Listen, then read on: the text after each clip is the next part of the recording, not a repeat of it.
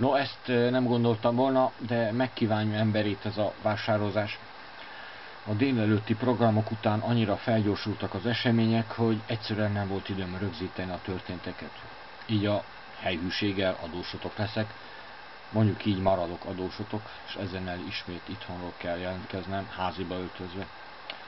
A következő szemináriumunk címe ez volt: a demokráciától való félelem.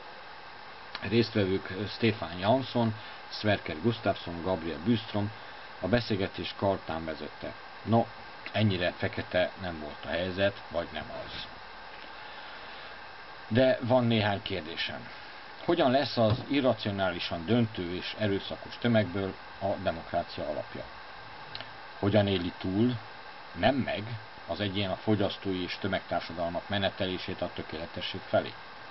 Hogyan lehet olyan intézményeket felépíteni, hogy azok függetlenségét ne veszélyeztessék a demokratikus választások eredményei? A kultúra, a művészetek, a sajtó, a tömeget, a demokráciát vagy a technokráciát szolgálják-e? Hogyan lesz a hatalom koncentrálásának az eredménye az ideológiától mentes politika? És miért Magyarország esetével vagy estével példázzák mindezt? Gabriel Byströmről, illetve könyvéről majd még kellene külön szólnom. Hát ha, reméljük.